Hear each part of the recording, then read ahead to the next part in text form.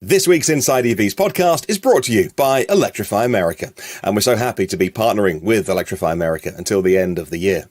With Electrify America, you can drive your EV from coast to coast with more than 650 charging stations nationwide and new locations opening every week. Electrify America is bringing EV drivers the freedom they need. Whether you want to plan a weekend getaway, maybe you're off to see some friends or relatives, maybe it's a coast-to-coast road trip. You can ask our Kyle about how that's done using Electrify America charging stations. Well, you can rely on Electrify America's ultra-fast chargers to get you back on the road faster. So, where will you go charging on Electrify America? Let us know in the comments below. We'd love to hear what your plans are for this weekend and tell us where you'll go next. And you can learn more at electrifyamerica.com.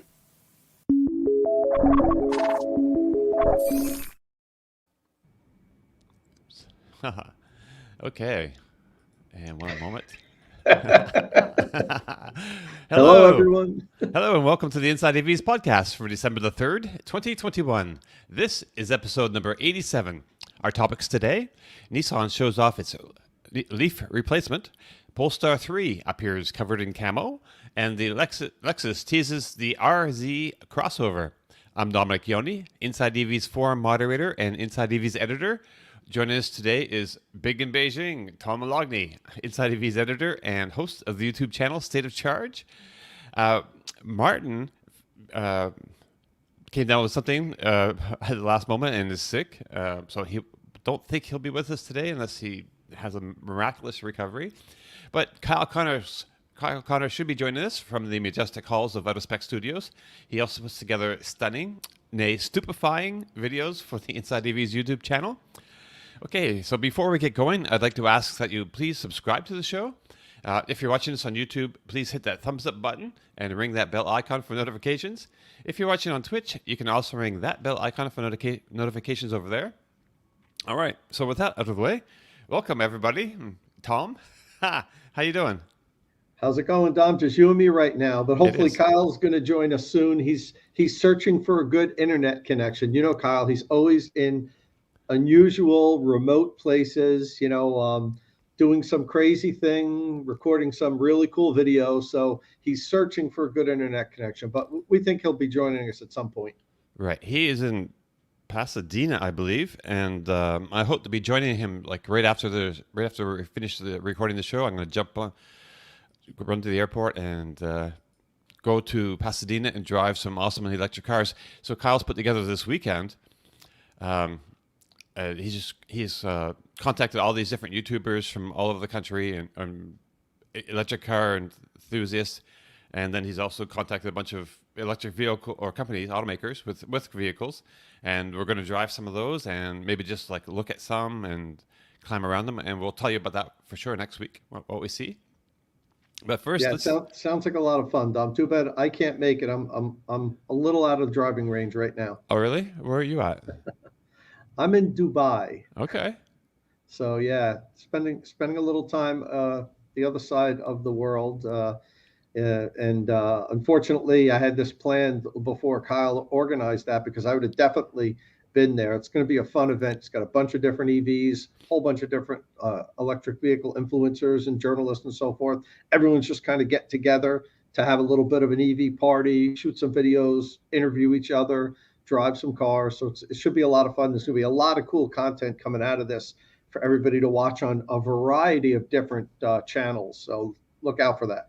Right. Oh, Kyle's joining us here. You got to select the little different square there. Different square. Oh, yes, right. Thank you. You're welcome.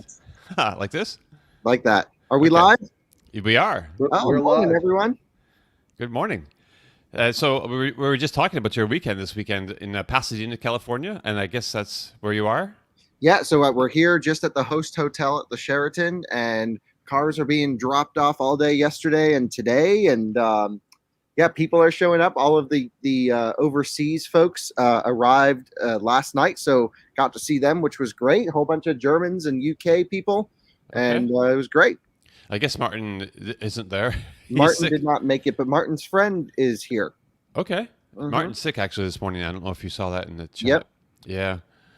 Yeah, that light on you helps if it's when it's on. Yeah. There we go. Yeah. Sorry, it's still before the sun comes up fully here in California. Oh, nice. So we're like all over the place again this week. Where's Tom? Tom is in Dubai. Oh, you're already there. Oh yeah, been here for a couple days. Pretty cool. So which version of the Lamborghini Aventador did you rent? So the funny thing is, obviously, I didn't rent any of those. But you know you're in Dubai when a Lamborghini Urus pulls up and it's a taxi. No way. Yellow checkered taxi. That's amazing. It's crazy. A lot of Model 3s here. Those black Model 3s that are taxis. They're all over the place. Lexus and a lot of Toyota Camry hybrids are like the taxis everywhere. But a lot of the black base Model 3s. I've seen dozens of them. I'm trying to So pull up cool that place. picture of that you That's share with amazing. me. Yeah, I earlier. also saw another really cool car, which I think Dom's trying to pull up right now. So we just so happened to be here the week that it's like this giant celebration. 50 years, right? In Dubai, yeah, 50 years, like 1971 when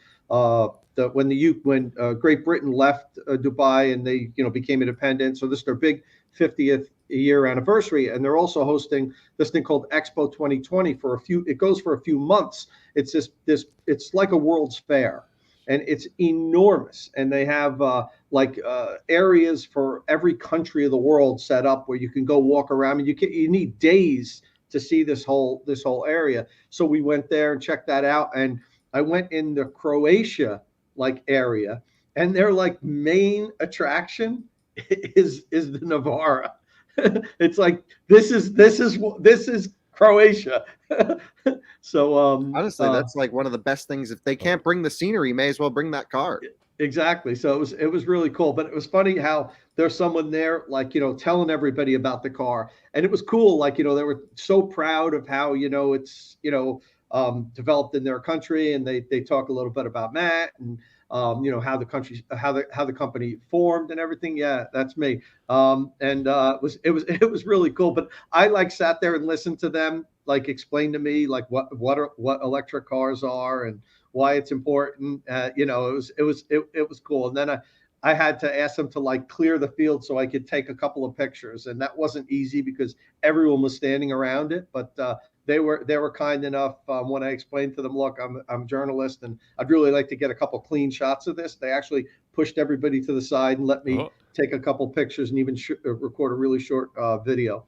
So it was pretty cool. So what was your impression of this car in person?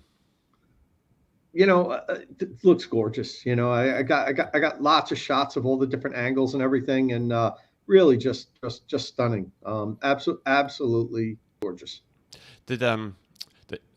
So when I saw the concept one in I think 2015, and I was really struck at how low it was to the ground, like the roof. It was only 3 feet off the ground or something. I don't know. Is that similar?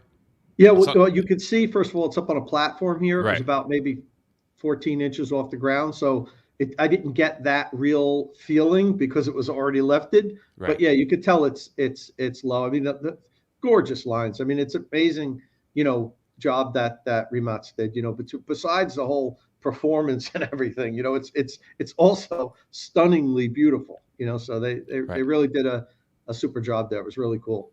Sweet. And the only other thing, so then there was this other press announcement by ABB that they were going to do the world display of the Terra 360. Kyle, you probably heard about that. That's going to be the first time they show it in public and everything. So I had to navigate to the to that area, and it was it took 45 minutes to find it, and I got there and I didn't read the little footnote that it was going to be on display December 13th. So it's after an hour of navigating through Expo 2020 to get to the right area, it was oh yeah, no, that's not here. That's not coming for a couple of weeks. But it was fun. It's really something else out here. Hey, so this week you did drive the Porsche Taycan GTS, I believe. Yes, yeah, I had the media drive of the GTS. and also the Sport Turismo, but we're not allowed to talk about our driving impressions yet of the Sport Turismo. Just the GTS sedan. Porsche rented out Willow Springs. We're able to run about 10 laps, and that was the extent of the drive. We couldn't take it on the road, but I mean, it was kind of appropriate because this is their like track Taycan. Like this is what they, are. Yeah, and that's actually footage that they're recording with the drone right after we finished the drive. So it was pretty cool. I mean, it's what I like about what Porsche is doing with the Taycan is, they're giving you every flavor that you can imagine, which is what Porsche does. And, when they first made the car, I was concerned that maybe they wouldn't do that with the Taycan. Maybe they would treat it differently. They wouldn't give us all these different versions, but no, they're full in on it and saying, look, it's just another Porsche. It just, just happens to plug in instead of, refueling with liquid fuel. So yeah, the GTS is the Gran Turismo Sport version, and it's kind of like in the whole lineup of Porsches, it's like the real enthusiast version, where it's not the highest end. So it's, you can get it for less than a top spec Porsche, but it's supposed to be the best one, like made for the track. And, Kyle could probably talk a little bit about that even more, but that's what this version, if you really like, taking your Porsche out on the track once a month or every now and then, if that's really your priority is tracking the car, then this is probably the version you want to get. Right. So I guess is it lighter, Kyle, or something? Oh, I can't speak to it because I wasn't there, so it's all Tom. Okay. It is slightly lighter, not a whole lot. It is slightly lighter. Is it lower? Because it looks like really, it has the same lower. I don't have adjustable the specs. suspension. It's the same suspension as the normal sedan, which has varying degrees of height, including scraping concrete. But it does have certain suspension situations standard, like Porsche torque vectoring is, rear axle torque vectoring. It has rear steering as optional. It has Porsche dynamic chassis control as a separate system than the other cars that's tuned to be even sportier. So while a Turbo S is still going to be faster than this around a track, this is significantly less expensive and not as special as a Turbo S. It's just going to be the sweet spot, I think, when you factor price, performance, and what this car is intended for with that big power on the rear axle. Again, I haven't driven it, so I can't say how drifty it was or anything like that, but it seems like it's set up to be the perfect car for me, more or less. Right. And it's the only Taycan I've ever had on the track, so I can't compare it to other Taycans on the track. It's hard for me to say, oh yeah, it definitely felt better set up for the track. It should be, and they did have, as Kyle said, it's not quite as fast as the Turbo S. There was a lead car. Porsche had a driver that we would follow, professional driver, and he was driving in a Turbo S, so we could never quite catch up to him, even if we were as good a driver as he was, which of course none of us were. But it was really a tremendous driving experience. I had some person say, "How did it handle the 10 laps?" We did 5 and 5, and I'm not sure if, I don't think that was to let things cool down as much as it was to get out after we did 5 laps, talk to the engineers, talk to the driver that was leading us. Because he, and then analyze our track and what we had done, and maybe make tweaks to do better in the second 5. So, but there was no like thermal throttling or anything like that, if that's what you're referring to. Right. I think that's probably what he was referring to. So, how fast did you go? Did you feel like you were like at 10 tenths, or I don't know?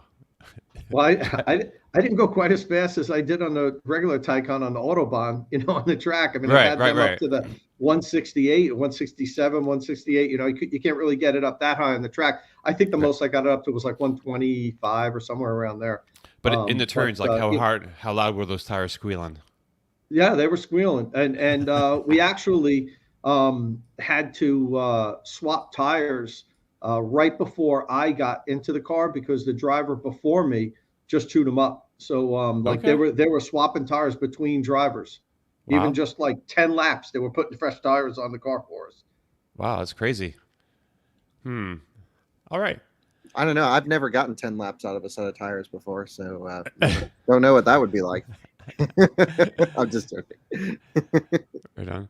Um, okay. So, well, let's see if we did that right. Yes. Okay. So I was in Montreal this week, as you probably know if you watched last week's show, on vacation, and I didn't really drive anything, but I did all kinds of like car spotting, and it was kind of fun. Um, so we have so Montreal had like a ton of electric cars. Like I couldn't believe all the cars that were there. Um, I understand that there's they have like half of the electric cars in Canada are sold in Quebec apparently because they have generous incentives. So I saw like a Smart EV, IMEV, which I think I've seen one before in like in Tallahassee, Audi E-Tron, Nissan Leafs, Hyundai Kona Electric. I've never seen one here. There was a Mini E charging in the parking garage of my friend's place. Let's see if I have a couple pictures here I can share with you. I'm hoping. Here we go. And then bring to screen. There we go. Yeah.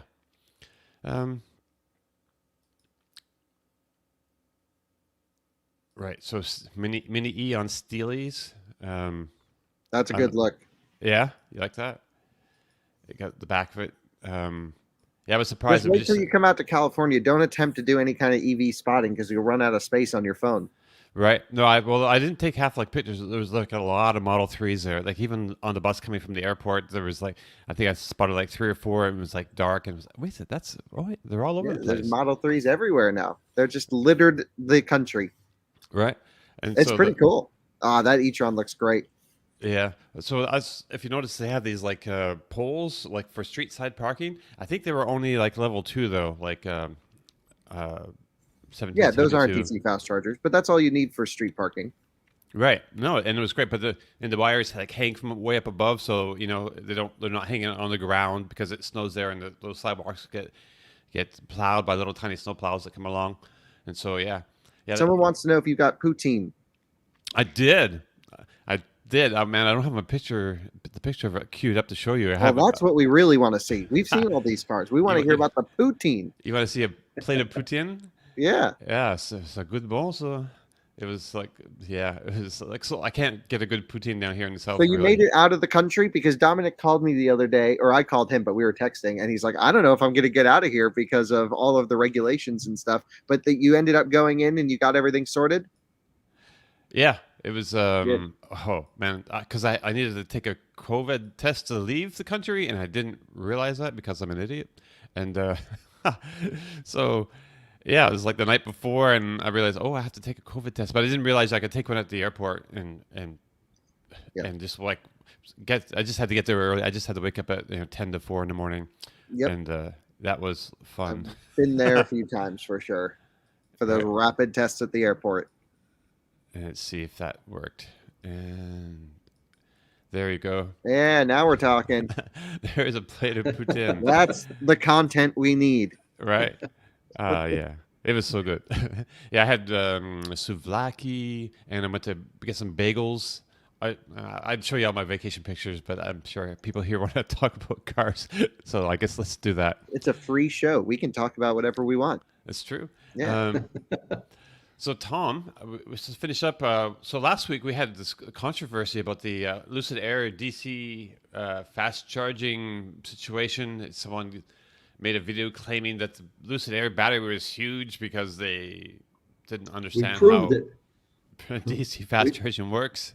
But they called you like a liar, and then they had people, chasing you down and send you emails and like harassing you like you're a scammer, or, all these things. Yeah, a shill for Lucid that I was protecting their lies because they can't possibly have a 118 kilowatt hour battery pack. First of all, I've never made a definitive statement that said they do. As I said, based on the charging, it appears as though that's about the size of the pack.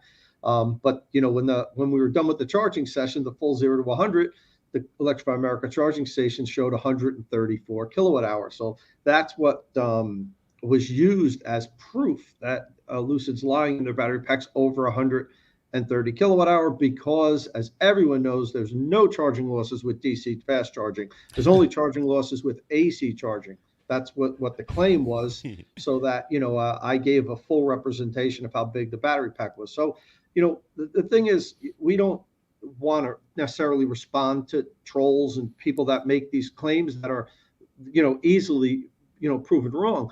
The problem is when some of these people have followings, and the followers then believe this information. So I think more of anything, to try to explain to the other people that maybe, put their faith in certain people and they get misinformation, we said we need to kind of explain what charging losses are with electric vehicles. So I wrote an article, tried to detail it the best that I could. And then we had another gentleman, an engineer, was it Keith Ritter, I think his name is. Yes. He followed up. He wrote an article and sent it to us and said, look, I'd like to kind of give further proof of what Tom is saying is correct. And I'd like to write an article for you. I know a lot about this stuff. So we said, sure, of course, if it's interesting content, you're an expert in this field. Sure. So we did that. And, we kind of, I think, just beat this thing down into the ground now and said, look, we kind of proved that, electric vehicles have charging losses with DC fast charging. Now, every vehicle has different losses. Even every charging station has different losses. Even every charging session has different losses, depending on how hot it is and so forth and so on. So, it's not a finite number. We could say if you charge your Porsche Taycan, there's going to be 10 kilowatt hours of lost energy for heat and so forth and so on. But we pretty much beat that one down. And it's unfortunate we had to do it. But like Dominic said, we had tons. I personally had probably more than 200 comments on my YouTube channel and emails and messages of people saying you're a liar. This is bullshit. Pardon my French. You're a shill for Lucid. How much are they paying you? Watch, Tom's going to get a free Air in a couple months. I wish that was the case, but it is what it is, and we tried to set the record straight. Right on. So, if you're looking at the screen here, this is like a Taycan session, I believe, 99%. Yeah. So I also did the Porsche Taycan with the Performance Plus battery right before Lucid, but the video came up after because I wanted to prioritize the Lucid video. I actually, in a span of like two or 3 weeks, I did the Tesla Model S Plaid, Porsche Taycan, and then the Lucid Air, 0 to 100 DC fast charging, 3 of the fastest charging electric vehicles available today. We don't have the Ioniq 5 here yet, so I couldn't do that. This was the Taycan charging station. And as you can see, up in the upper right-hand corner of the screen, it says there's 94 kilowatt hour. Now, unfortunately, that was used against me again because the Taycan has a 94 kilowatt hour battery pack. That's the total capacity. So some people said, see, you're lying, but you have to really then explain. But the usable capacity is about 83.7. So that's all we could ever stuff into that pack, about 83 and change. Even if I drove it down till it couldn't drive anymore, and I didn't. I drove it well below 0, but there was probably a kilowatt hour or maybe half a kilowatt hour in there when I was done. So that's all we got in there, about 83 kilowatt hour, and the rest, that 11 kilowatt hour, is charging losses. But it had to happen. It had to end up being the exact kilowatt hour of the total pack. That kind of complicated things. So that's like 12%. Yeah, it was about 11 change percent charging loss. And when I did the Lucid Air, it was 13% charging losses, which is kind of high compared to what we usually see. It's a little higher than what we usually see, but it's such a big pack, and we charged it for such a long time, and it charges at such a high rate that even though it has the 900 volt architecture, which should reduce losses a little bit, it was still charging at over 300 kilowatt and over 200 kilowatt for a long time. And that there's going to be losses in there. Yeah, well, I think the real question is, because as a percentage, I don't see how the Lucid would be higher depending on pack size. The real question is not battery pack capacity, because this is not an accurate way to test capacity. You could never test it with charging. You always have to test it with discharging. And so to me, I I don't know why people are so up in arms about capacity for the wrong test to even look at it. That Tom, you and I spoke about this too. The point of this test is to look at the charging curve, not to see how much energy you can get into the test. So the whole thing was just silly, in my opinion. However, I do think there is something we should dig into, which you mentioned before, which is this 13% charging losses, Right. Which is at what, because those are billed charging losses. Are they billing you for the Electrify America AC to DC grid storage losses? Are they billing you for the handle losses? My guess is everything post and down. So any on the physical touchscreen touching that goes through the handle is what you're being billed for. But it's possible they're billing you for ancillary components of DC fast charging. But also this 13% is really intriguing to me because it's not like it charged that fast for so long.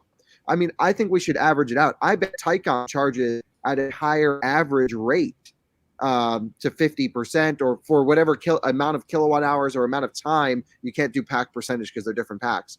But it just seems like it's it's one test out of many, and every session's different in different climates. It could have been a hotter day where you were and it had to run extra cooling than when you did your Taycan. I mean, it's not apples to apples, but I think we could do an apples to apples test with more instrumented equipment and do a charging efficiency test, which in theory, I would think Lucid would be best at because they have the highest pack voltage. So we'll see. I guess if we want to dig into that, it's something we could do in the future.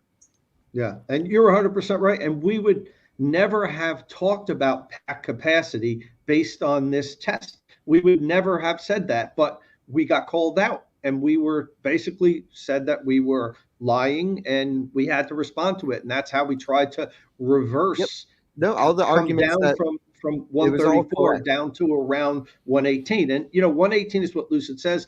I'm pretty comfortable it being somewhere between 118 and 120. But as Kyle said earlier, the only way to do that is with the discharge, which I'm going to be doing in, I think, 14 or 15 days. I don't have the exact date set up. It's going to be the week of the 15th. I've confirmed it with Lucid. When I'm done with my vacation, I'm going to come back. We're going to get the date squared out, and I'm going to fly back out. They're giving me a car to let me pick my route, and I'm going to do the 70 mile an hour highway range test where I want to. I'm also going to try to do a couple more charging tests, maybe as Kyle and I talked about last week, plug in at the point where we saw the charge rate drop down below 300 kilowatts, see if it grabs that again, and how long it does and what it looks like from that point on. And then maybe even if I have enough time, discharge the car again and plug in and do 20 to 80, because a lot of people are interested in 20 to 80 and do that. So it depends on how long I have the car for, but the priority is the range test. That's going to get done. How much time I have left over for charging, I'm not sure just yet, but we'll be able to add the Lucid Air to the Inside EVs 70 mile an hour highway range test in a couple of weeks. Sweet. Awesome. So that's something to look forward to, and we'll talk about that here as well, I guess, on the podcast. So Kyle, have you been driving anything new this week? Everything. Also, yesterday was the best day ever because we took 2 rally prepped Volkswagen ID.4s. One was the Tanner Faust car. If you go to my Twitter, you'll see the photos. Video just went live this morning about an hour ago on Out of Spec Reviews. And we took the Rebel rally car and the Nora 1000 rally car.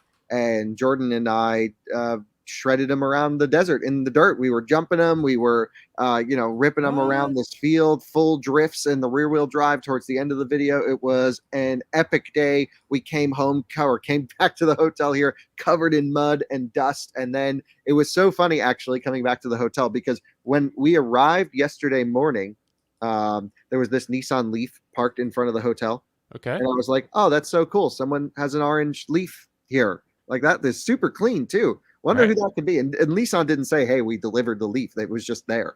And so then we come back at night and we're like, the Leaf is still here. This is something's up here. I don't know. I thought the Leaf wasn't getting here till Friday, till today. But then we went inside. We're like, do you know whose Nissan this is? And they're like, oh, we forgot all about that. We meant to call you. We have the keys here. So we blocked the entire hotel valet entrance right here all day. Oh, awesome. way to go, Kyle. Yeah, we had no idea. Anyway, Yeah, this is Wait the a minute. rally car. Didn't you block another driveway out in LA with your van? Oh yes, that was at the Sheraton. Wait, was that? No, that was at the what hotel were we at? Anyway, The it doesn't matter. Intercontinental. Intercontinental Yeah, downtown. We this had is to air becoming a down the habit for you, tire. Kyle. Look, LA and me and logistics, maybe not the best situation, but thankfully my colleague Lexi is coming in now. I'm about to go pick her up at the airport after this, and she is handling the event, so I don't have to. Obviously, I'm not capable. But yeah, this ID.4 Rally Day was stellar. Really cool event. Yeah, watch this. You know, that's me driving right there and fully shredding around the ID.4. Had an absolute blast. And yeah, we filmed all of this. Volkswagen, you know, we literally just did this a few hours ago, and Volkswagen's like, "Oh, we'll get the footage to you in a couple days." I'm like, "No. This is going live in the morning." Right. So yeah, it was really They good don't fun. mess around. I would expect doesn't mess around with that time, man. It's fast. Everything's fast. He's Everything's real time. yeah. It looks great. Yeah, it was such an amazing event, and the cars were really good. I fooled the ESP system in the rear-wheel drive car. I don't know how to get it to freak out and turn off, so then we could have some actual fun. It was a little bit set up to be safe, I think more for lifestyle media, perhaps, where you could like drive it on dirt and whatever. But like we just sent it until they kicked us out, basically, and they didn't kick us out, but they came close a couple times, I'm sure. So you're going over little parts of, you know, it's all, is it like reinforced and hardened? How stock is this? The all-wheel drive car is pretty much bone stock, just with the interior taken out. The rear-wheel drive has bespoke suspension, and you know, take a look at the interior here. Yeah, this is the one that's just fully kitted out. You can see the car has no power to it, so you have to pull the handle all the way up to open the mechanical latch. Fully caged, racing seats. It's got battery disconnects in there for high voltage systems. Surprisingly, I fit in the racing seats, and they were designed for Tanner Faust, which was really a shock because I'm not the smallest person, but I squeezed myself in there. Getting out was funny though. And yeah, you can see all the warning lights on there. The cars have no range because they're just being driven at full throttle all day long, and so chewing through the battery. And right. Yeah, it's just an amazing experience. Really was. I thought Volkswagen did a great job once they figured out, like, okay, you don't want to just drive around in a dirt parking lot. No, we want to like shred these things. So like everyone look the other way. Let us get a good video here. So we did. Right.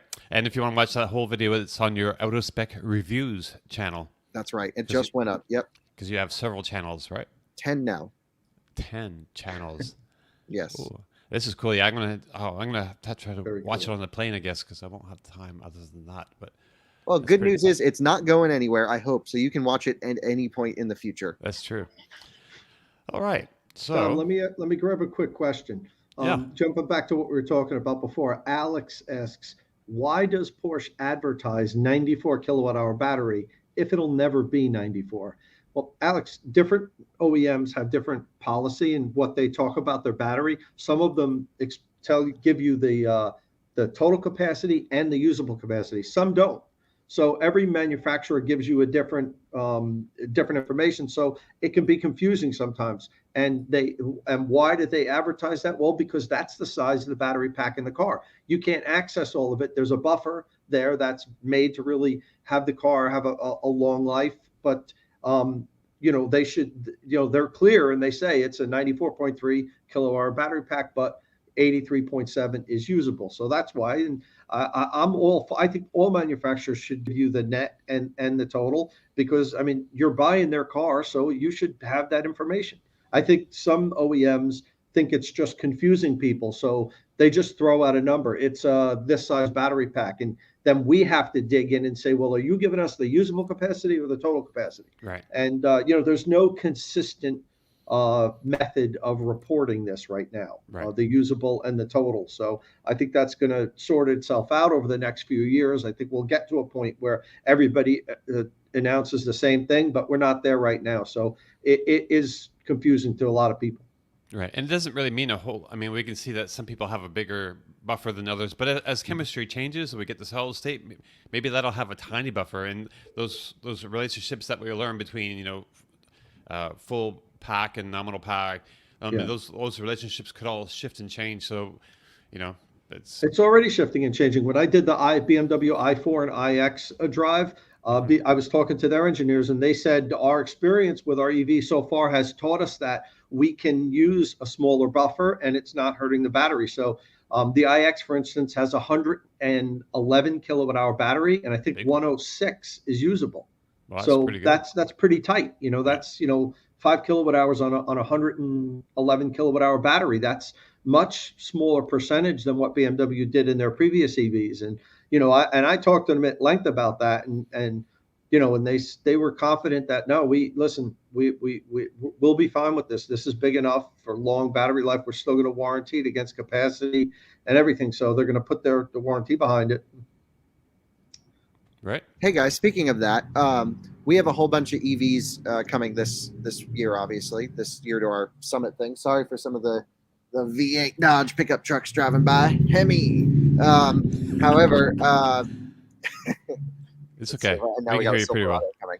Here's the deal. We have all these cars. I only have a few days with all of them, but I want to do some testing. The first is we have the new EQS here. So I want to do a charging test. I don't think I have time to do any range testing, but that's going to be interesting. We have the RS E-Tron GT, which I've only sampled in Italy for a short period of time. That video never went up.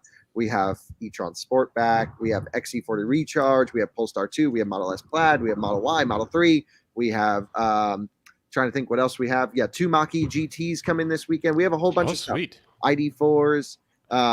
So the big question is, with all of these cars in limited time, if people want to reach out, if there's any specific testing that we can do, or maybe we can arrange for some of our guests to do, let us know, because we'll have a fleet of cars here, about 21 or 22 cars, I think, in total. Nice.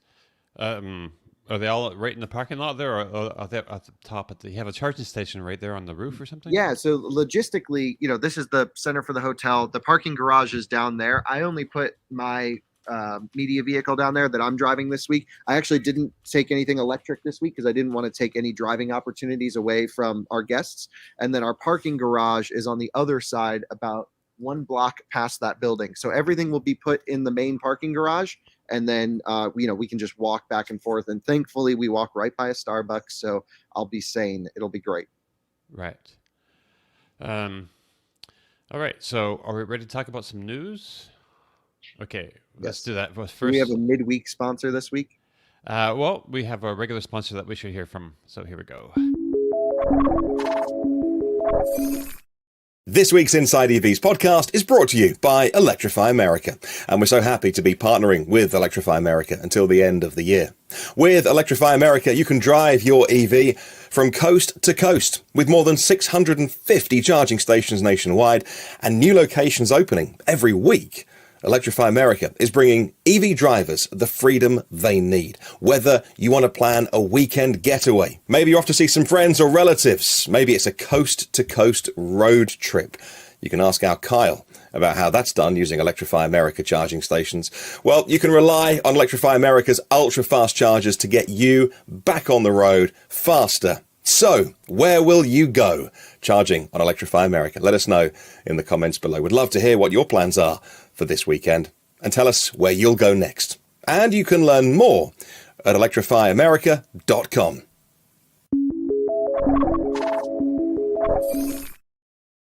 All right. So we've seen in the past a lot of the automakers have laid out their long-term plans for electrification for the future. And so this week, Nissan had its shot at that kind of a scene. Oh, are we talking about this thing? Yeah, we have to. It's like our title story. Oh, really? Yeah. Okay. I won't be disappointed. I'm sorry. No, you can be. Feel free to be disappointed. Okay. I'm starting off disappointed in it. Okay. Right. And I can understand that. We'll get into it. So Nissan unveiled its long-term vision to empower mobility and beyond. The program is called Ambition 2030. Of course, electrification is at the core of the strategy, and they plan on introducing 23 electrified vehicles by 2030, 15 of which will be electric, all electric. So it seems 20 of those will arrive in the next 5 years. That's a pretty short time frame, and they're investing the equivalent of about $17.7 billion in the program. We already know about the Ariya, of course, but Nissan also took this opportunity to introduce us to 4 new concepts. One of which, the chill out concept, will serve, I guess, as a replacement for the Nissan Leaf. Sometimes Tom needs to drive the chill out concept. You know what I mean? Tom's got that New Jersey energy coming in all the time. You're saying he needs to chill out? Yeah, sometimes Tom needs to chill out. Sometimes I need to be more like Tom. We balance each other out. All right. So there it is on the screen. So we can look at that. So it's not a crossover. I mean, it's a crossover. It's not a hatch like the Leaf, and like the Ariya, the styling is pretty simple. There's not a whole lot in the way of character lines. Instead, it seems to like rely a lot on. It's leaning heavily on light signatures to kind of give it character. So, yeah, there's the back, overhead. I like some of the blue outline in the interior, but the interior is pretty simple. It has a steering wheel that folds away for autonomous driving, as so many concepts have today. We will imagine this will be smaller and more affordable than the Ariya eventually when it comes out. This is the most important of the concepts shown, I believe, and the only one they had a physical version of that they could stand by and things. So it looks like someone described the front end of a Cadillac Lyric over the phone, and then Nissan created it. Yeah, because it's got this multiple light thing going down the front. Right. I wish I could pull up a Lyric real quick to demonstrate, but you have to use some mental creativity here. Right. It's a stretch. Tom, what do you think about? So actually, and I hate to go into the story negative. This isn't what I thought you were going to talk about. I thought you were going to talk about the silly race car thing that they have. No, that's how it morphed into the single seat race car. Yeah, because we'll all be driving those everywhere. So, Tom, what do you think about Nissan's electrification strategy in general, just over the history? Because my impression, they were right up first, the first mass production electric car. The Leaf's great. I still see them on the road all over the place in multiple markets as a global electric vehicle. I just drove the new one yesterday after it blocked our hotel parking lot. And I was like, you know what? I just had one the other week too. Like, it's a great car. It really is comfortable. It's built really well. They're solid. So what is your impression of Nissan now saying we're going electric? Didn't they say this 10 years ago? Yeah, they did. And, we know that they had some kind of internal reset, and that happened, quite a few years back. A lot of the early adopters, Kyle, look at BMW. They were out there early also, and then the company pulled back and did a reset and said, okay, we're going to kick the can down the road a little bit. But luckily, they only did it for like one life cycle of a vehicle. They pushed it back 4 to 5 years. It looks like Nissan's pushing it back 2 to 3 life cycles from the initial Leaf, before they really go all in and electrify. I mean, it's good to hear, but, we hear this from everybody. Oh, yeah, by 2030, we're going to have X, Y, and Z. Right. What do we got now? What are we going to have in the next 2 or 3 years? That's, for the most part, what I'm really interested in, because everybody will tell you we're going to be electric by X, Y, and Z. And, it doesn't necessarily mean they're going to follow through on those plans. When you push something out that far, it's kind of like, okay, are you really serious about this? It's good to hear that by 2026 they're going to have, what was the numbers, Dom? 15. Yeah, so I mean, that's pretty aggressive. So they must have been working on those vehicles. They can't just be on paper at this point if they're going to have that many vehicles. Well, I don't know. Hummer EV was 2 years pen to production, wasn't it? Yeah, it was quick. It was quick for GM. It's like, that was pretty quick, but we're talking about a number of vehicles. You could maybe streamline 1 or 2 vehicles that quickly. Good point. But can you do 8? So well, could they even do this? I mean, will we look back in 2030 or 2026 and say, wow, we got 3 out of those 15, or we got 17 out of those 15? Yeah, all of these they're just hollow claims that any automaker can just walk back on. It's a page 1 story at launch and a page 11 story when they redact it. And, they're just going for the hype train right now. Everyone wants to be the new Tesla.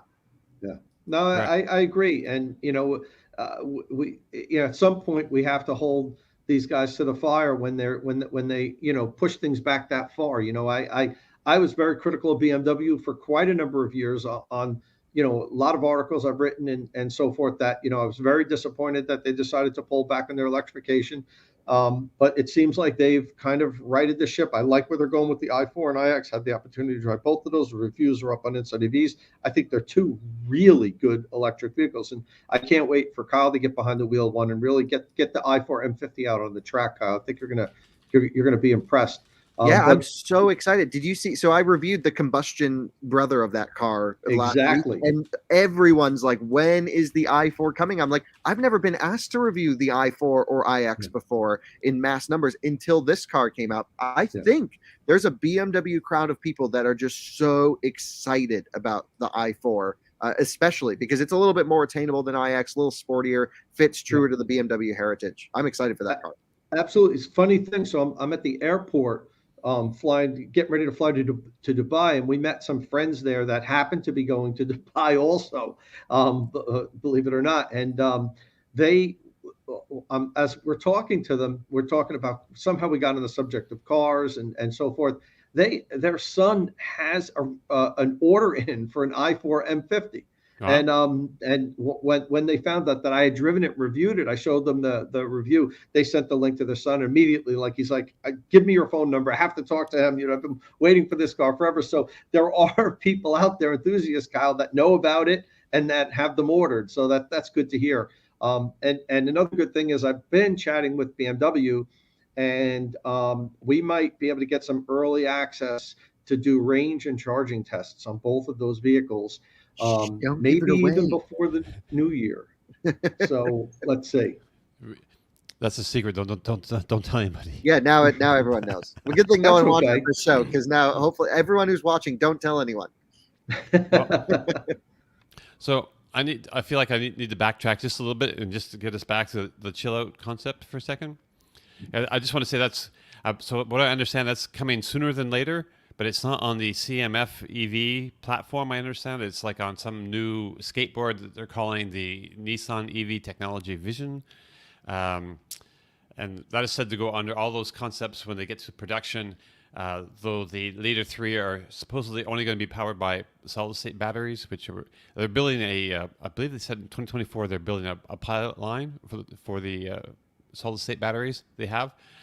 And they will have in full production by 2028, they say, and they'll charge 3 times faster, and it'll be only $75 per kilowatt hour by 2028, with more cost reductions going, which it's like a good number, but I mean, as far as the price goes, but I don't think it's going to be the lowest in the industry, but it looks in the ballpark basically. And well, if you're making up numbers and you're making up concepts, why not just say it goes 1,000,000 miles, right, and it costs $40,000? I don't know. Right. I mean, I had the other 3 concepts on the screen there for a second, and I'm looking at them, and they're not really doing anything for me. It's okay. You got a sports car, you got a pickup truck, and if the concepts aren't doing anything for you, imagine real life. I think Nissan is coming into their sweet spot given the circumstances over the next 1 to 2 years. They're real enthusiasts getting ramped up about the new Z, including myself. I cannot wait for that car. You guys know I'm a huge car lover. But also the Ariya, which has a huge fan base. I mean, I was at the LA Auto Show when they announced the pricing for Ariya, and I was around it, and I got to meet potential customers, and we went for one, public day just to see what people are thinking about all the cars. And I have to tell you, there's huge interest in Ariya. So I think the real story here is not any of this mumbo jumbo. It's the next 1 year of Nissan really establishing themselves back as a stronghold in the automotive sphere, because the last few years, honestly, they've just been making absolute garbage. Right. The company's been hanging on by a thread. The cars are falling apart. They're not pretty. They don't drive well. But then they've been revamping their entire combustion lineup over the last 2 years. They've all gotten really good. I haven't driven one I hadn't liked, honestly, and that's crazy because I've never liked Nissan before. And then, and I hate to say I don't like a whole brand, but they didn't have anything that appealed to me. Now it's like everything's like, great, need a small truck, Frontier, need a sports car, perhaps wait for the new Z because the Supra doesn't have a manual, but the new Z has 400 horsepower in a manual. The Ariya, great interior, really interesting car. For me, I don't see its market relevance, but there's a lot of Leaf owners who want that same experience in their SUV. I think that's the real story of Nissan, just establishing back. Right. So I've been thumbing through these. If you're watching us on, if you listen to us on Spotify or Apple Podcasts, I've been scrolling through these different concepts, the 3 different concepts that have. So there's like a pickup truck, a sports car, and like a small 4-door hatchback. That's kind of not adventure-y, but the interior space is maximized, and it's, I don't know, it's got some nice styling things going on, kind of, but there's nothing to like. The back looks decent. You can see that I like the way that the roof looks, maybe a tent on the roof. It just kind of dips down with the No back one makes a window there. tent that slim, so it's just a concept. Sure, right. It's just a concept. That's true. But yeah. And Concept tents are that thin, Kyle. Yeah, they're making concept tents, concept tires. They forgot to center the Nissan badge in the back. Like, what are they doing over there? I imagine the doors and glass are about that thin in the concept versions because they don't have to pass crash. Well, not even, because I don't think there's an actual physical. No, yeah, you're right. It's just a rendering. I'm just saying they're probably original. modeling it off of nothing. So Right. you guys know how I feel about concepts. I hate to always put a downer on them, but let's talk about what's going on today. Right. Leonard brought up a good point. He said those rims look like the optional wheels on the Mini Cooper SE, and he's right. They look like European plugs, which.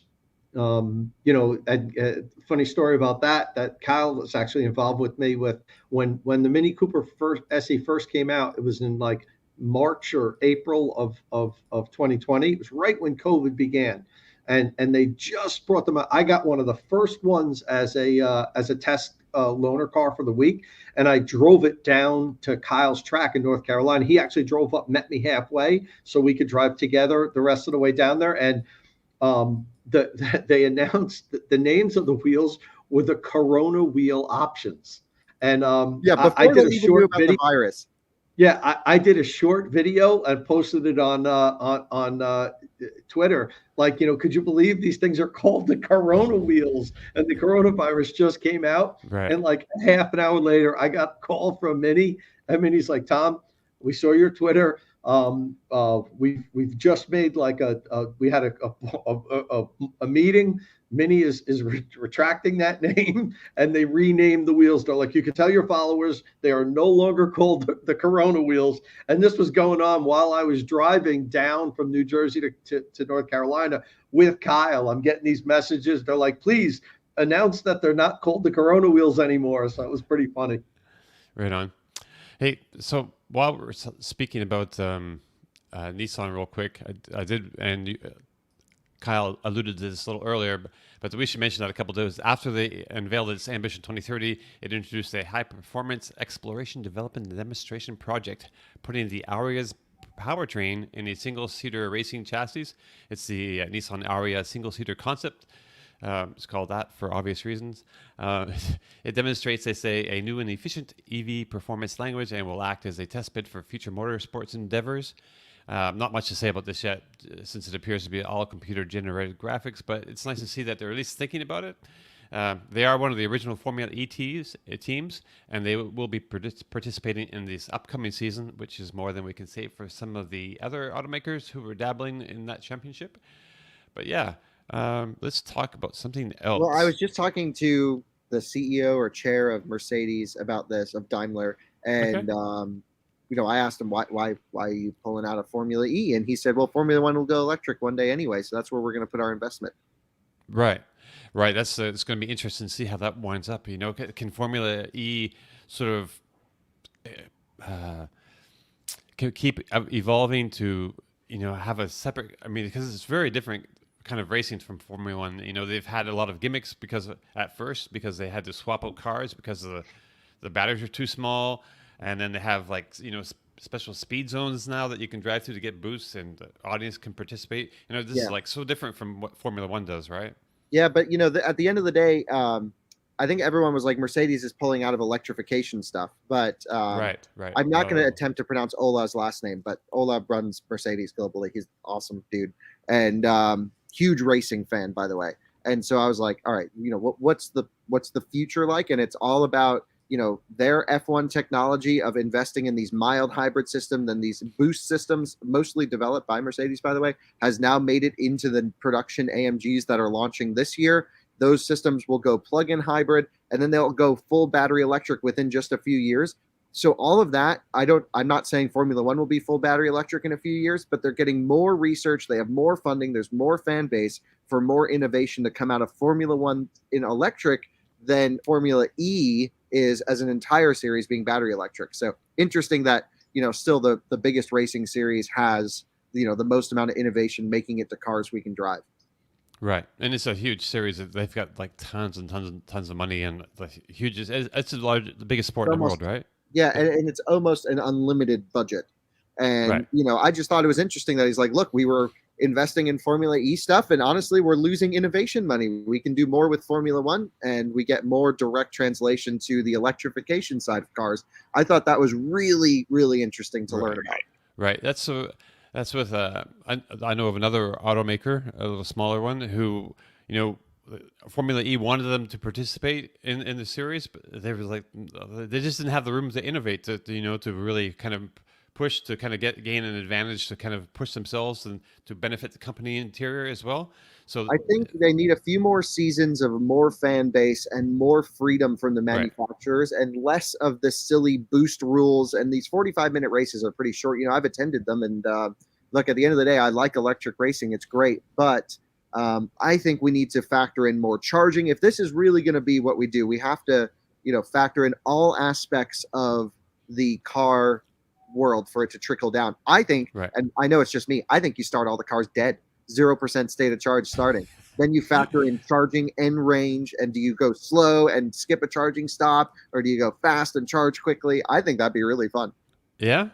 I don't know. But I don't think anyone else. I don't think anyone wants to watch a bunch of cars in the grid charging for 15 minutes. Oh, it would have to charge faster than that. We're talking a couple minute fill-ups and go, and then you have to come up with a good strategy. Right. I guess. Yeah. I don't know. I would start with a full tank, full battery, and then maybe quick charging. But charging is becoming part of Formula E this coming season, by the way. Right. Yeah, and ABB we don't know the levels of charging, do we? Fast. Like 350 fast? Oh, or yeah. No, 1 not megawatt exact fast? number. No, not sure. But I know it's going to be, ABB's been working on special technology to develop to charge these cars in a racing environment. Has to be a mobile solution because a lot of tracks are city tracks that just don't have the power to just plug into. So it's a really cool thing. And as soon as they're ready to talk about it, I've already asked ABB if Tom and I can go and do a whole thing on their charging situation. And they said, yeah, as soon as we're ready. Okay. I know nothing about it, but I can envision like a big hydrogen fuel cell thing, doing the energy. Because in the past, we've seen a lot of diesel electricity generators, and that's not very kosher. But interesting. Yeah, the place in Fort Collins where we are likely going to move into has a whole lab, like the size of this, first bit of the hotel. It's a huge building devoted to hydrogen conversion of diesel and gas turbines, basically. So it's huge, stories tall diesel engines that are being converted to run on hydrogen. They have an electrolyzer. They have a fueling station ready to go in. I think we'll be like the second hydrogen fueling station. And I'm not like a big hydrogen guy for personal use, but for large applications, it makes a lot of sense. Right. I mean, this could be better than like burning diesel, in a city environment, and to power electric cars. At least, I can see a role for hydrogen in that situation. But so it'll be interesting to see if they can, what levels they get up to, because that'd be great to see. I really want to see a megawatt, just because it's a nice big round number. And hey, Tom, you've been involved with BMW for a long time. Did you ever get to drive one of their hydrogen concept cars? Yeah. Oh, no, I didn't drive it. I drove in it. Oh, the 7 Series? No, the new X5. Oh, you went in the new one, really? Yeah. And so the crazy thing is I actually have a ton of footage that I need to finish editing and put that video up. I'm going to do that soon. That's on my chalkboard, top of my list. So I did a nice long drive in it. I didn't drive it myself. And I was totally impressed. Now, I've said this many times. I don't believe that personal transportation, hydrogen is going to be an answer. I think it'll work for long haul trucking. I think it's going to work for aviation. There's going to be use case for it in my opinion, but for personal vehicles, I don't see that being the answer. That said, this thing drove great. One of the things I always complained about hydrogen cars, and I've driven like the Hyundai Nexo and Honda, and they're always were just dogs. You just step on it and it goes nowhere. And the BMW X5 felt like a BEV. That instant torque. You stepped on it and it took off. And it didn't feel at all like the driving experience that I had experienced with the hydrogen vehicles that I had driven. So in that regard, hey, look, if they can offer a great driving experience, that's getting it halfway there. I still think it's impossible to build out a hydrogen refueling network. I don't think that's ever going to happen, quite honestly. And that's why I think it'll work for long haul trucking and for aviation, because you can strategically place the refueling stations. They don't have to be everywhere where they would have to be for personal transportation. They could be along routes. Aviation, you put one in an airport, you know where the plane's going to take off and land. There's no deviation from that course. So right. it works for that. But I actually have a video I'm going to be publishing soon, Kyle, on the X5 hydrogen. Huh, interesting. I got to drive the Mirai a couple weeks ago in California. That was the new LS chassis one, the big one. The Mirai, yeah. It's plenty of power. It was great. I mean, as far as it looks so luxurious. I've never been in one.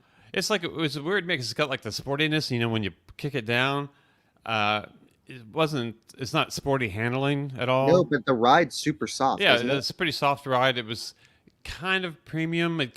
There's some corners cut here and I felt like a bit on the, I don't know. Well, we all know you're a Taycan man. Nothing will be, like that. I can't wait to get in one this weekend. That's gonna be awesome. Yep. And our friend Calvin will be here too to display the cars and everything like that. Right. Yeah, I'd like to meet him. I've never met him. What's he bringing, Kyle? I don't want to promise anything because he hasn't promised me anything. Okay. But I've asked for the new GTS Sport Turismo to be on display. Ooh. And I didn't get a no. So we'll see. Oh, cool. That'd be great. I'd love to see that. I mean, that would be surprising because it's still the embargo for that isn't lifted until the 14th, I think. Well, there'll be one at the Autopia 2099 show tomorrow.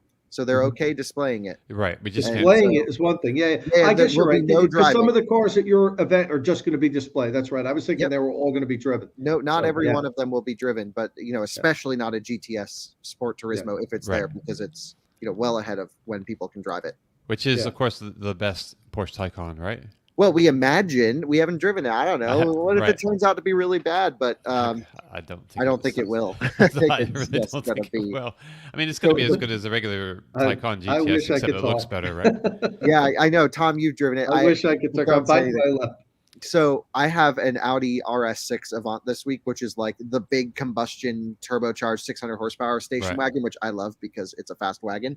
But it's between that and the Taycan GTS Sport Turismo. Spec for spec, it's $30,000 cheaper to get the Audi. And but I still think the Porsche is the way to go for me.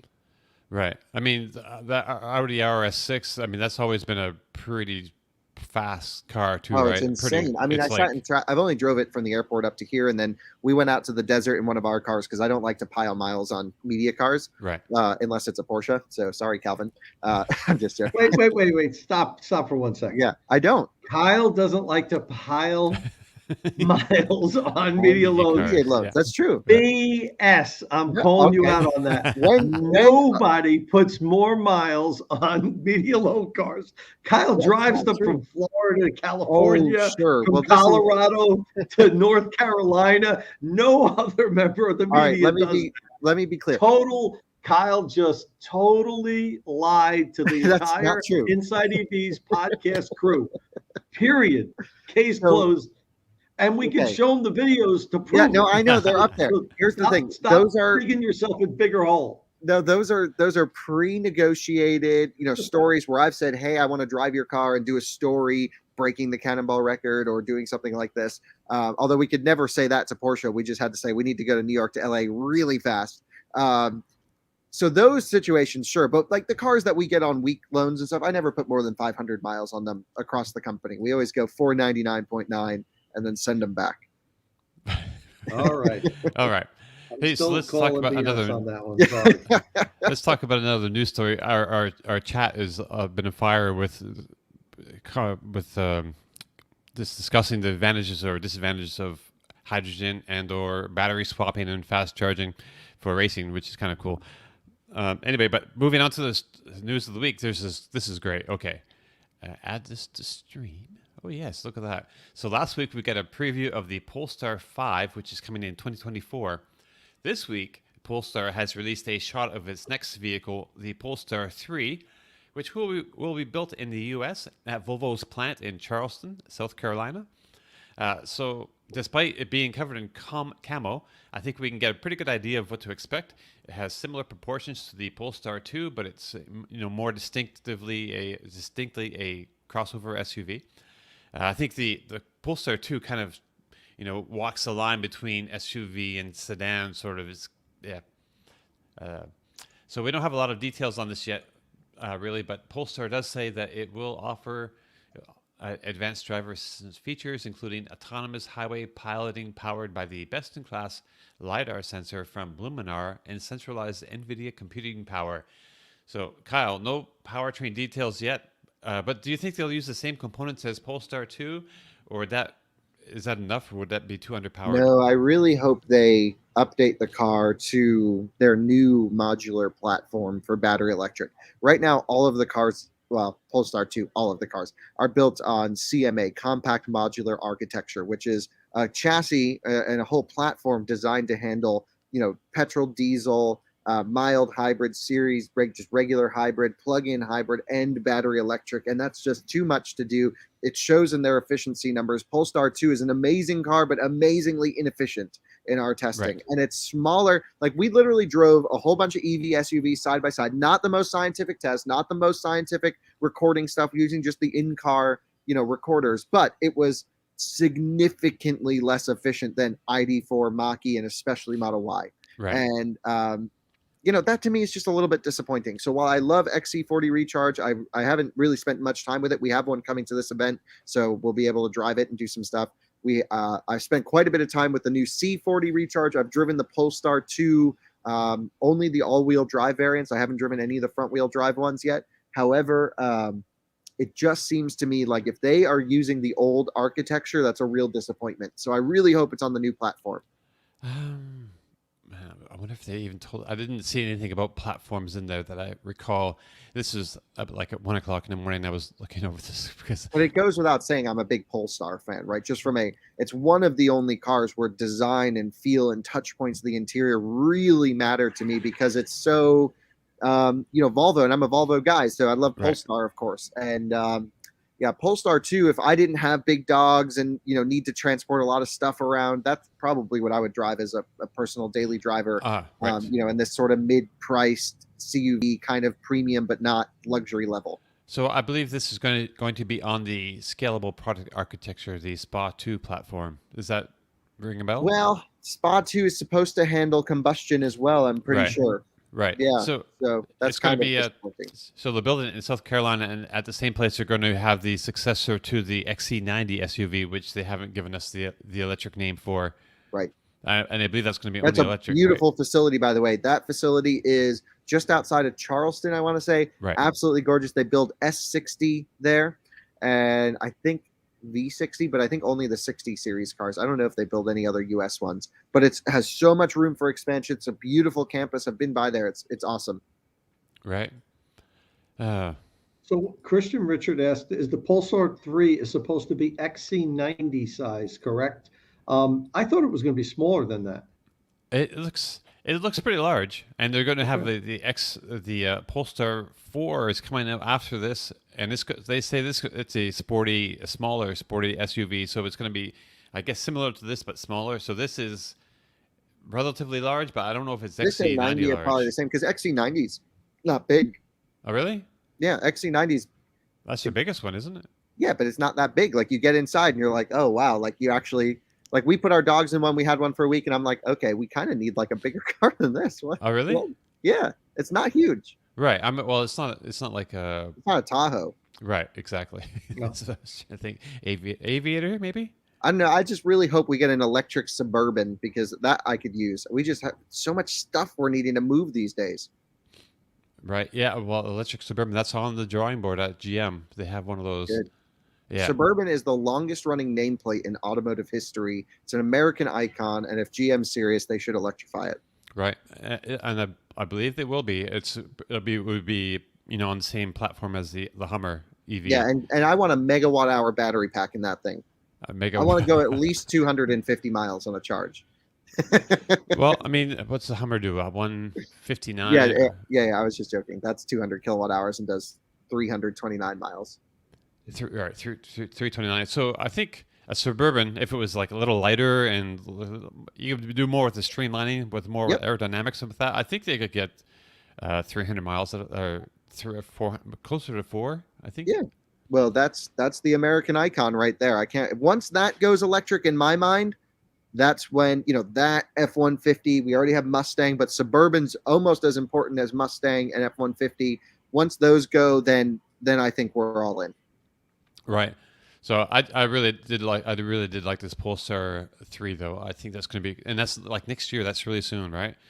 So yeah, I spoke to some of the engineers on this project, and they were talking. We could talk subsystems, but not full platform. Right. But it sounds like it's going to be much better optimized for battery electric. So I don't want to go into this saying it's going to be inefficient.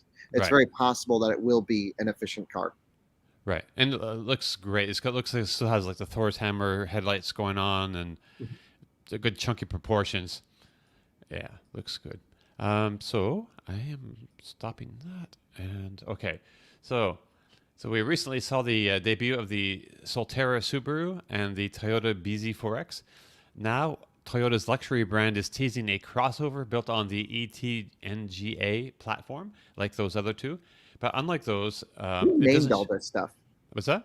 Who named all this stuff? Yeah, BZ4X is Beyond Zero 4X, right? Right. Yeah, but that's a terrible name. Right. And what's the platform architecture? And the 4 is about the size of it. It's it's like a mid-size. It's a RAV4. Right. It's not. Well, I was thinking 4-wheel drive. I thought the 4 was in there. But you could get a front wheel drive one. Right. So it wasn't that. But the size. It's demarks the size basically. Yeah. So we need some better naming stuff going on. Right. Nissan's got it with the chill out. That is so cool. Let me see. Share this thing. So yeah, I can't wait till Martin comes back again next week. We miss him. Dominic's got his hands full. It's harder than it looks, guys, because he's organizing what pictures to put up, what videos, and all that stuff. Yeah. Really quick, DB asked me, Tom, when are you getting a production Hummer for range and charging tests? We don't know yet. Hopefully Kyle and I will get access to one of those, but I know I don't have it on my drawing board because there hasn't been communication yet. Maybe Kyle has, but that's not even on my future planning yet. I hope to get one as soon as I can, but GM hasn't really communicated with us. I spoke to our friends at GMC just this past week because I was reviewing one of their diesel trucks and just reminded them how much we need to get behind the wheel to do our testing of that truck. Yes. So getting back to the RZ, if I may I? Wait, have you named it yet? You haven't said the RZ yet. Oh, did I? I didn't. Okay, yeah, RZ, and Toyota has applied for copyright and been granted copyright for the name RZ 450E. So I think that could very well be what this ends up being called, which is a great name, of course. So I ran the images they sent us through Photoshop, and I got this one here with a bit more details in it. You can see the wheels and everything. And so this is kind of interesting. So we've seen the Solterra, the Subaru Solterra and the BZ4X, and those are all on this ETNGA platform, as is this. But this is totally different body panels and stuff on the outside. It's not like a badge engineered for Lexus. So I don't know. This could be a very different kind of car, interior, exterior, everything, than the BZ4X, and I don't know. So, wait, I have an opinion. So can we excuse the BZ4X, Kyle, for its shortcomings if the price is good? But yes, but this doesn't have the stupid plastic everywhere. This looks good. Right. I mean, well, on the Toyota, that stuff that around the wheel it looks like it wasn't cladding, like plastic cladding. It's only plastic cladding. Painted. It's painted. But it still looks terrible. So this looks way better, and it's going to be just like a normal Lexus in that regard. I'm pretty excited about it. Yeah, some sharp creases there on that character line on that front fender coming back to the. Yeah, back I in think this is passenger going to be a door. hugely popular vehicle, and it's a vehicle that's not going to necessarily rely on specs to sell the numbers. It's going to be the brand name, the quality of Toyota that I think is going to surprise a lot of people. I'm not saying I think it's a good or bad car. I don't know. I haven't tested Right. it. I haven't been in it. Dominic, you've spent more time with any of us there. I've only been around them for a couple seconds, the Subaru and the BZ4X. Right. But at the end of the day, when Toyota does something, I know everyone hates them because they do this whole "we choose not to plug in" campaign and they're against EVs, but I think they're going to be pretty popular, and I think they'll be hard to get. Interesting. So I'm wondering if they're going to put the same powertrain in it as the BZ4X and the Solterra, which is Yeah, they do that for their combustion cars. It'll be no different. But it's sort of underwhelming. I feel like they could put I feel like they could put like a 150 kilowatt hour or 150 kilowatt motor on the front of this that they have on the front wheel drive version, and then put another like 80 kilowatts on the back. So it'll be, instead of 215 horsepower, it'll be closer to 300 horsepower, which would be adequate. Possible, but wouldn't you think? We had this conversation about the battery pack size being the same, but the all-wheel drive only having 10 more kilowatts of power. We think maybe it's a limitation of the battery systems, perhaps. So at the end of the day, most Lexus vehicles are just Toyotas with Toyota drivetrains, but they usually do have a one-up engine option. So you could be totally, justified in thinking that this might have a better powertrain than the Solterra, than the BZ4X, to differentiate it a little bit. I wouldn't be surprised if they do that. Toyota, though, is a much more popular global brand than Lexus is, and Lexus is global, but Toyota really has the prestige around the world of being just the volume seller. And so I would be surprised if they reserve their electric car just to be Lexus-fied, because we view Lexus much more than other markets do here in the U.S. Right. I think it needs more credentials. It needs more range. It needs more power than what the BZ4X has to be. I don't know. Do you know what the range is on BZ4X? I never actually researched it. I'm thinking 230 off the top of my head. So low to mid 200s. Yeah, it was not. Yeah, it wasn't overwhelming. Right. I mean, look, if they go and they make the Lexus, legit, and they say we're putting the big battery, the big motors in this thing, well, that's just going to be the car. Right. They'll be everywhere. I think they have to do something like that, Kyle. I really do. I don't think they could sell it if it has just the pedestrian numbers, performance-wise and range-wise, as the BZ4X. I mean, it's the Lexus is their premium brand. The BZ4X numbers weren't impressive. They'd be that much less impressive with a Lexus badge on it, in my opinion. Right. We'll see. So let's look at something else a little bit more exciting then, possibly. So this might be the competition to the Lexus, right? This is the Audi Q6 e-tron. It's just been, we just got a picture of it here, and it's still under camo, as you can see. And this will be like the equivalent to the Porsche Macan, right? So yes, this one's built on PPE, I guess. Yep, right. It says EPPE there. Look at the little ID.3 in the back on the snow. Hell yeah, that's awesome. See, this is so cool. I'm excited for Volkswagen Group to get all these models out, and I think the same trend is going to apply here that we've seen across their other models, with the exclusion of the J1 platform, which is RS e-tron GT, e-tron GT, and Taycan variants. I think Volkswagen's going for just enough numbers where there's nothing to complain about, but also nothing super exciting. And at the end of the day, they'll have good enough range, good enough charging. Volkswagen's really serious on charging curves. And I think it's just going to be a great car that will just be like a pumped up Q4 e-tron, just with newer tech. So is this like out of the, say, the Lexus league, basically, as far as performance-wise, I expect it will be? Yeah, and size. And I think price? this is bigger than what the Lexus thing will be if it's BZ4X. Yeah, all around, this is going to be an elevated experience, I think. You see Lexus as more as like an affordable premium kind of thing? Yeah, I wouldn't even put the word premium on most of them that I drive. Okay. So maybe like the Audi. I really don't like them, generally. Really? There are some great ones. There's like LC500, which is an amazing car. Right. There's trying to think what else could they make. The LS is good, but then you drive an S-Class and you're like, oh, that's what a luxury car should feel like. So like it's great if you're coming from Toyota and you're going up to a Lexus, but if you're going from a BMW into a Lexus, you're like, oh, okay, we forgot about driving today, folks. What you're saying, the dynamics are not quite as. I'm just saying they usually don't have much power, and that's usually a disappointment. Every time I get into a Lexus, they're underpowered. They're reliable, they're strong, they're not pretentious, so people buy them for the image, for the reliability. Very sensible people buy them. My grandmother owned a Lexus for like 20 years, and the only sensible person to not buy a Lexus is Timon, who works for me, because he just bought a 2004 GX, and he's making it into a monster truck. Oh, really? Yeah, which will be kind of funny. Okay. Okay. So let's move along. Something else. There's only a few other things. We might end this show a little earlier than it's already 20 after. Yeah, we're an hour 20 minutes into this thing. But, okay, so let's at least look at this thing though. If I can get up on the screen, because this is like just kind of mad. I don't know if you've seen this. Let's see. Bring it up on the screen. Have you seen this? Like what? It's a Safari-like Project Maybach EV study, and it questions the status quo. So that's all I really have on it. It's like an official Maybach concept study. I love everything about this concept, but it's just a concept. This is hilarious. Maybach went and made like an off-road. This is legit.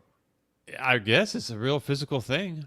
Yeah, look, solar panels on the front hood. The front hood's so huge that, I mean, everything about this is like, it's just wild. Yeah, well, the proportions. Mercedes and Maybach have always done crazy concepts, and we never see them make it to production. But right, that front end is more Rolls Royce than it is Maybach. If I lived in Dubai and I had billions of dollars, I would ask them. This is what you'd be rolling in.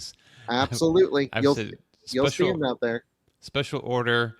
I want this. Take out the back 40. Yeah, I would want mine a bit higher though, because it's so long. Your breakover angle is not going to be great, so we need some lift. Right. Well, the front. I mean, it doesn't look so bad. The breakover, the front's good. The back. It just looks long. If you're, right. Well, yeah. Trails. It's true. You need a little shorter wheelbase. Yeah, but you got to have the long wheelbase. Right. But so if I leave, it's just because my battery died in my computer. I'm sorry.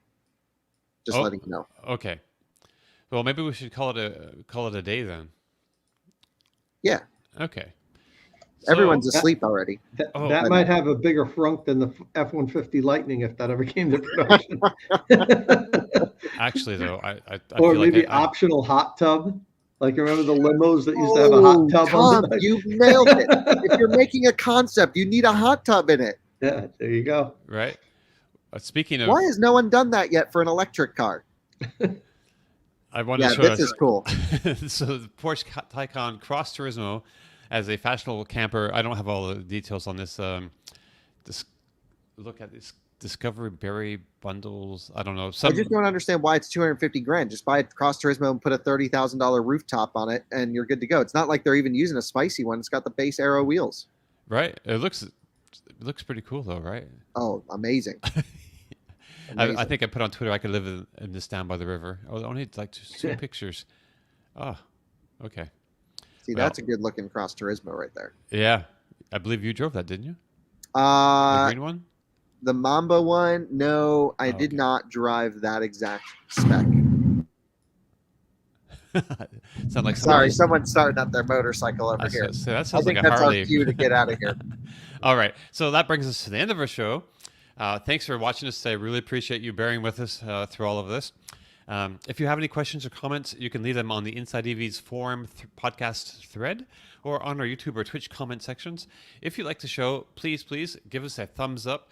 That'll help us out a lot if you're watching us on YouTube. Don't forget, you can find and follow our panelists on Twitter. You can find Tom at Tomolog, that's with 2 M's. Martin Lee is at, even when he's not with us, he's at EV News Daily. Kyle Connor is at It's Kyle Connor. And I'm at Dominic_Y. Please subscribe and tap that bell icon for notifications, and we'll see you all again next week. Ciao. All right.